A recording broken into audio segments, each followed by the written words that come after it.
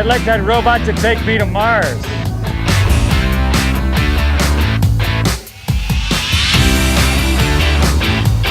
I really like to learn how things work.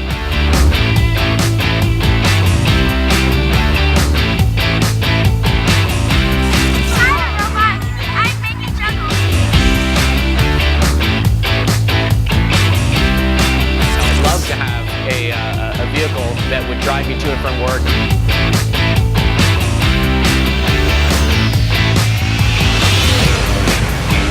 So there really are a lot of exciting developments in the world of robotics.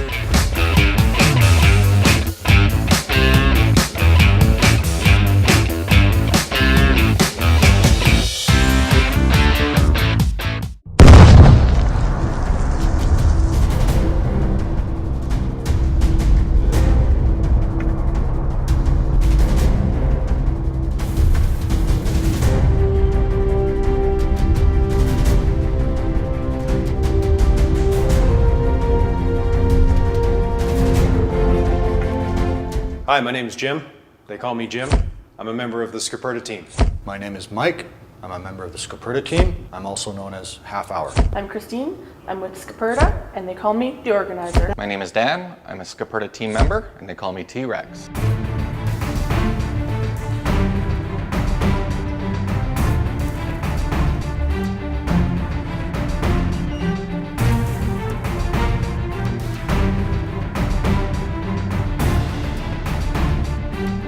Well, we just returned from the Western Canadian Robotic Games, where we were entrants with our Scoperta robots. We'd added some new features, a measure of autonomy, using GPS sensors and some new software, so that we can enter our robot in the off-road challenge, where we're allowed to lead our robot through this open field course, just 30 seconds away from the beginning of the race, basically in the pits, and we blew an H-bridge, our power electronics. And that's the equivalent of blowing your transmission in the pits, getting a real setback. MOSFETs are popping like popcorn. Is that what went wrong? Well, they're the ones that always fail, but they shouldn't be failing. We're doing something else wrong. It's Murphy's Law, you know, something can go wrong at will. We have to fix it, though. Yeah, we can't just quit. What are we gonna do? I'm gonna call that supplier. We didn't get a voltage transient. That's not it. Well, okay, what parts do we have? Hi there, it's Dan calling from Protospace and Scoperta. All right, well, let's talk about the possibilities. So can you list a couple of parts here? We've got the 4080, got the diodes. So we know we blew the FETs. Are you serious? Guys, the FETs just doubled in price. What? Okay, I'll have to call you back. Thank you. Bye. We don't have the money for that. Yes, the FETs are gone, but why they are gone, that's... And I don't see those diodes going at all. I think those diodes are still okay. Yeah, they're still intact. hello? Oh, hi. Yeah? Oh, okay. Oh, that sounds great. That's wonderful. Yeah, oh. Okay, I can check with the guys. All right, thanks. Yep, bye. So, they're gonna redo the outdoor competition. They said that it wasn't fair, that it was a last minute blow up, and they're gonna allow us to redo it. They're gonna give us another chance. When? Thursday? Thursday, no way. a week. Yes, this Thursday, coming up. We don't have the time. It's not going to work. We don't have the money either. Actually, we might. The Stampede event people said that they would pay us $500 if we bring down 2 chairs. Well, I can pay for the parts. But they want the Segway too. There goes my night. But what the heck? I mean, let's do it. I mean, it just requires more people and more space.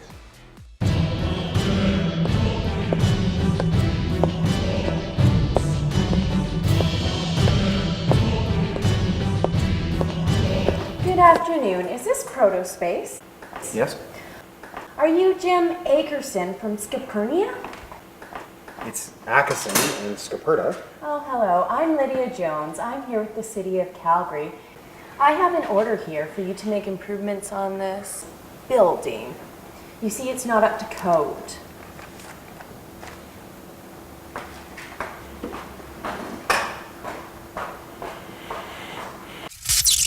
Hello. My name is MEDI. It stands for Medicine in Engineering Designing Intelligence. Give me 5. My name is Dr. Tanya Barron, and I'm a professor in the Department of Community Health Sciences in the Faculty of Medicine, University of Calgary. From the first study that we did at the TELUS World of Science in Calgary, we found that when children interacted with a robot that was programmed to stack blocks and accidentally drop the last block, that children thought that the robot demonstrated all kinds of feelings that really the robot hadn't been programmed to demonstrate. And so when we asked questions about, well, how would the robot feel if a friend came over to play with you and didn't play with the robot, then children said that they thought that the robot would feel rejected and left out. And we were quite surprised by the high percentage of kids who were saying that they thought the robot had different kinds of feelings, and really that they communicated to us they thought that the robot was alive. And we found that quite surprising. Even children, older children, 12, 13, even 14-year-olds, thought that the robot had all kinds of human qualities that clearly it didn't have. Do you want to go somewhere? This is Scoperta's home. Now lately, we were dropped out of the games. We had the opportunity to recompete without money. Then we got an order with some money attached, and now we've lost our space. Where are we going to work? If we were to use the parking lot of one of the electronics suppliers, like Active Electronics or B&E Electronics. No, it's not going to work, man. We can't be exposed out into the weather like that. The rain would be a very serious issue. The wind could kick up. Well, we can use a trailer. We can put the trailer there. No, we need to be indoors. We need... 4 people don't fit in a trailer. We can't put a workbench. We can't solder. It's not going to work. We can't weld. What do we have? We have requirements we have to meet. So. Okay, we need to be able to weld. We need to be able to cut steel. We need a place to store our materials. We need to be able to use a plasma cutter. We need to be able to put all this together, work with 4 people around us. And my uncle's farm's out. We also need soldering and test equipment. We're going to need 1,000 square feet. Well, where's Mike? Well, he's still out looking for parts.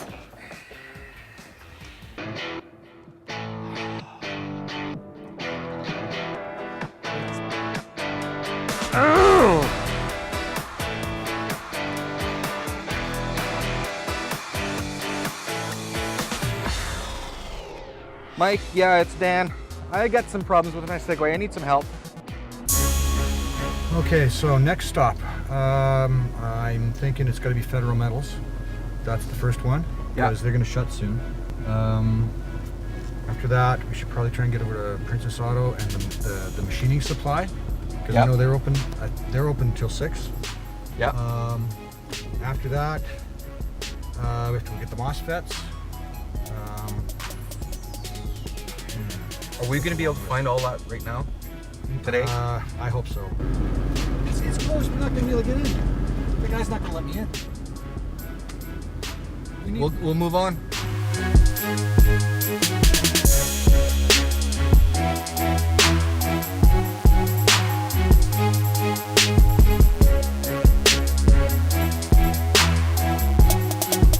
Didn't we need some wrenches? No, I think we're okay with that. I'm sure we needed the 15/16 for the hubs. Oh, wheel right, hubs. yeah, right. Okay, right. Truck wrenches. We don't have them.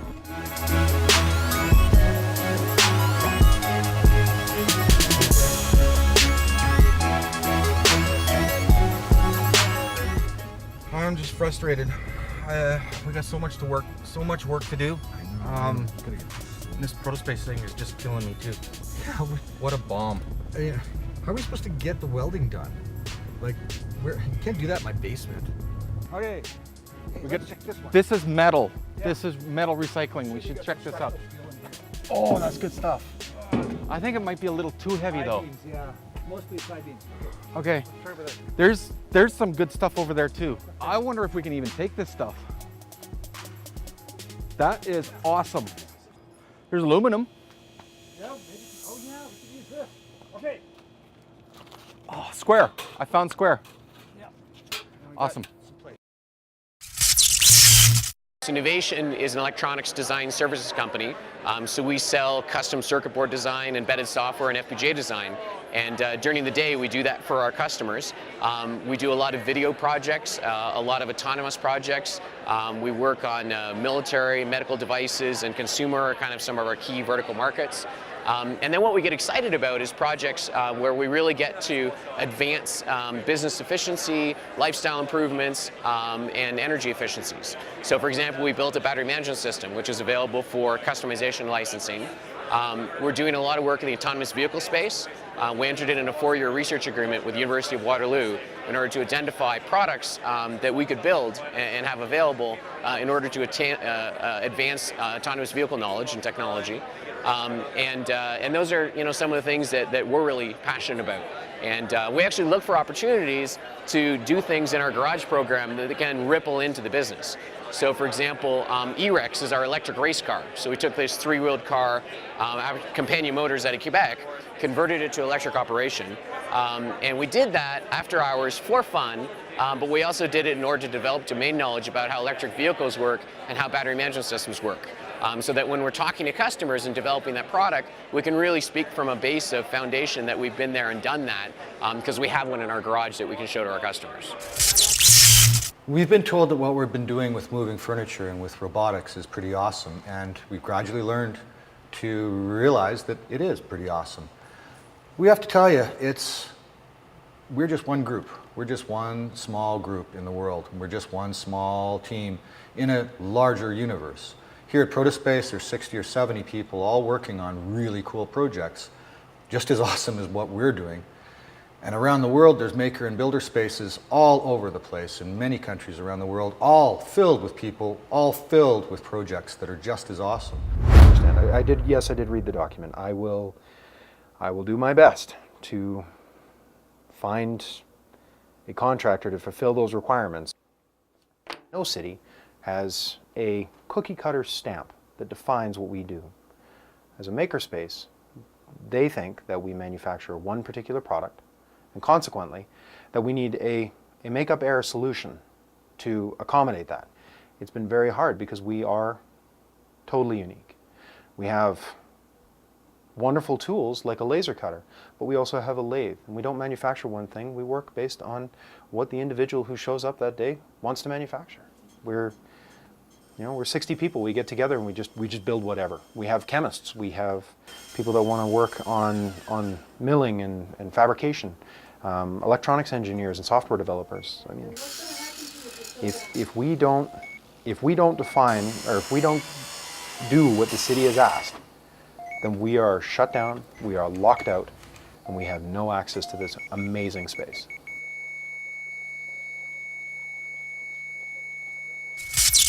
Pete Garrett. I'm President and CEO of Innovate Calgary. Innovate Calgary is a combination of a business incubator for technology companies and the technology transfer agent for the University of Calgary. The majority of technology innovations coming out of the University of Calgary are commercialized through Innovate Calgary. We tend to be the hub, bringing people together, bringing researchers and inventors together with entrepreneurs and investors, and having them work together to create new technology company opportunities. Innovation really is a contact sport, and we're the playing field that contact sport is played on.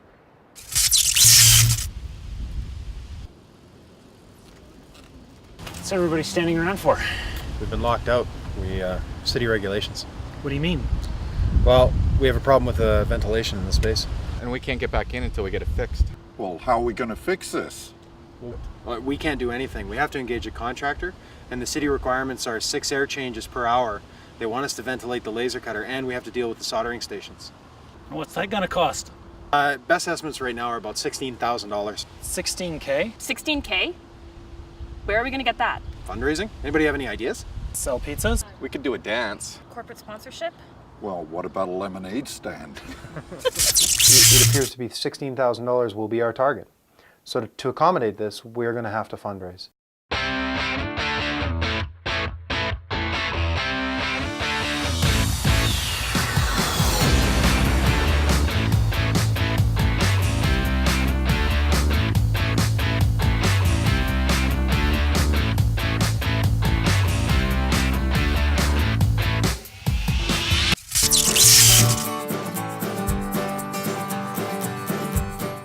The event that we got invited to, the $500. We got some vehicles up and running. Beakerhead is essentially, it's a year-round movement, but it culminates in a 5-day annual citywide celebration in Calgary that's all about the merger of art, science, and engineering. And this encourages people to play around, be creative, but really it's all about inspiring creativity and innovation. So it's everything from robots to crazy art cars to pyrotechnics to celebrating science and applied science in general. That robot to take me to Mars. That would be a good robot. We could jump in, turn it on, and get yourself to another planet that we've never been before. That's what I'd like my robot to do. Suncor got involved with Beakerhead really early on because we were excited about the intersection of art, creativity, science, and engineering, and just what the possibilities were with that in Calgary. That's because we think when you bring both sides of the brain together, you can really find solutions to some of the problems we face. So that's really what got us excited right from the get-go.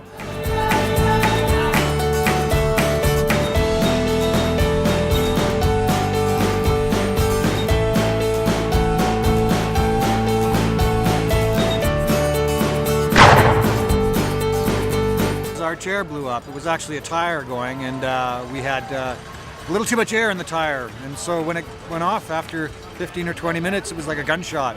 I thought they were doing some shotgun stuff, so next time I'll use an air gauge, I guess.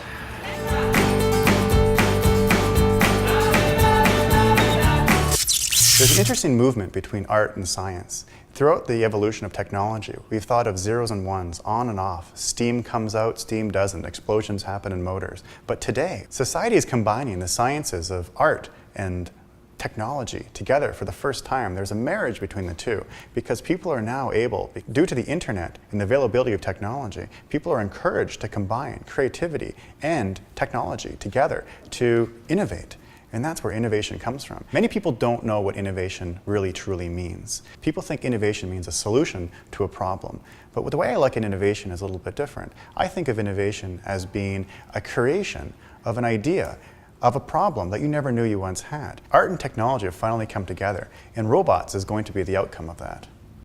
My earliest memory of dealing with robotics was building a robot out of a Pampers box. And I put my brother inside of it, and I also surrounded him inside of remote control car parts and a speak and spell, and I put it all together with duct tape and soldered the wires with a soldering iron that came from a wood carving kit that I had. So my earliest memory is me walking up and down the street, towing my brother and remote control driving him in a Pampers box, which was a diaper box, up and down the sidewalk. It was pretty funny. One of the challenges creating an easy robot was deciding whether or not we were going to be open source or closed source, and what those two mean. And when I think of the world and society, it doesn't advance unless somebody shares their accomplishments and shares how they did it. So it's challenging as a business to be able to release your product and the design of your product, but still encourage people to want to buy your product. So we decided to do something which is called open hardware, which allows us to be able to release the open aspects of our hardware while closing our software. So you would still need to purchase part of our product, but you can develop and innovate things on your own using our schematics that we release publicly to the world. Open source continues to grow and change of what it truly means. A few years ago, open source meant you have code. Then a few years later, open source meant you have a product. And next couple years, open source will mean you have a solution. So as we advance these different technologies, the concept of open source begins to change, because what you end up building off of may be open, but the actual product itself has evolved and produces more functions. The origins of Easy Robot is quite a funny story. I was taught to find a market before you develop a product. So I created a concept, an idea, and said, I want to make it so people can build robots. I created this product which was somewhat of a beta version. And I put it up on the internet and said, if you want to buy it, it'll cost this much money. Well, I made pre-sales, hundreds and hundreds of pre-sales all around the world, and it all happened in a 24-hour period. I had to turn the website off, and that allowed me to focus on the product. I needed to create a product to fulfill the demand of all the people who have purchased something that truly didn't exist yet. One of the individuals was a 13-year-old student named Nick from the Netherlands. At the age of 15, he contacted us and said, I have a work experience program opportunity. I would like to work for your company for the summertime. Nick was one of our original customers. User ID 148 out of tens of thousands. He said yes, and decided, let's bring Nick over to Canada and introduce him to Easy Robot. If I was to build myself a robot, it would just be a companion that follows you around and just to have fun. Well, this is Magic Mike. He was originally made in the 70s or the 60s, and I found him in DJ's basement, and I asked him if I could use him, and he said yes, I could. So I took him all apart and then removed all of his joints and put motors in place of them, so now I can move his head, and I also put some lights in his eyes and some motors so he can walk around. And he also has a sensor on the front so he can navigate autonomously. What makes Easy Robot different than other robot companies is not just the innovation behind the simplicity and the functionality, but also the fact that we put a lot of energy into sharing. If you create a robot, we want you to be able to share that with somebody else, anywhere else in the world. To do that, we use a method called the cloud. The cloud is the internet. When you create a robot, you can share its information to the cloud, and people from all around the world are going to be able to use that same information. They're going to be able to download it and have their robot respond and react to the information that your robot has just learned. The idea is that you have this metal coil that's wrapped around, and you have this magnet that goes back and forth inside of it. And when the ball rolls, the magnet going back and forth generates energy and stores it in a capacitor. And the capacitor is like a very lightweight, simple battery, and then that's connected to an outlet, and you can plug something into it and the power comes out. I think our hopes for the soccer ball really are just that, one, it actually makes a difference in people's lives. They're able to do things that they weren't doing before, and hopefully live safer and healthier lives as a result. You know, we really want it to be a symbol of doing better, of making a difference in your environment. I just can't figure it out.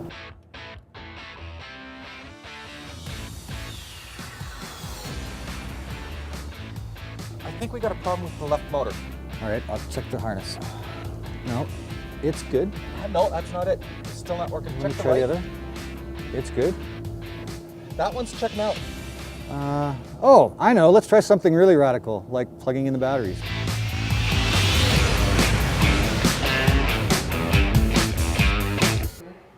So we were ready at the Robot Games, the Western Canadian Robot Games. We had our robot all ready to go, our first chance at autonomy, and we blew the chair.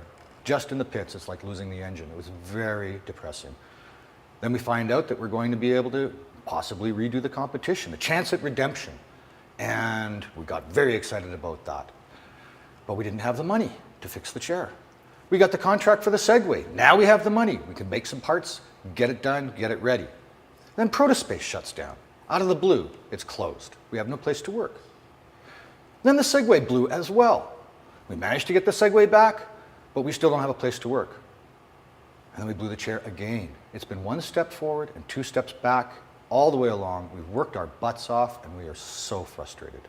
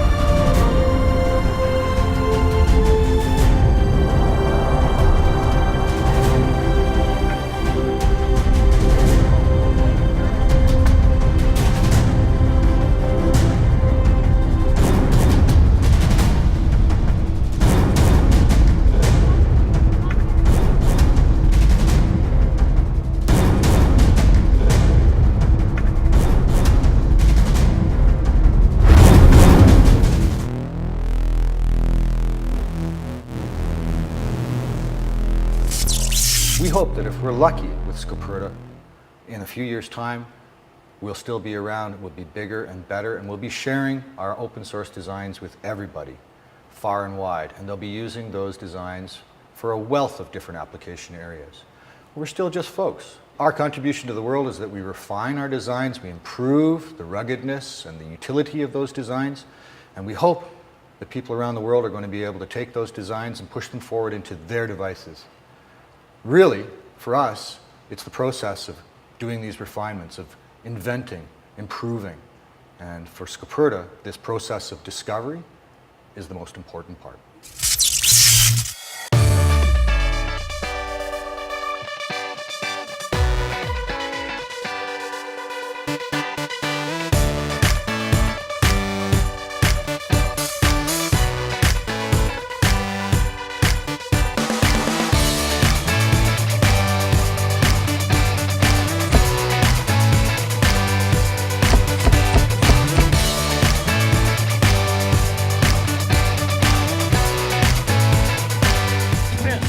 Scoperta. Okay. Sco. Sco. Pe. Yeah. Da. Da. Scoperta. Okay, you guys ready? Yep. All right. Scoperta. Scoperta. Okay. Scoperta. Discovery.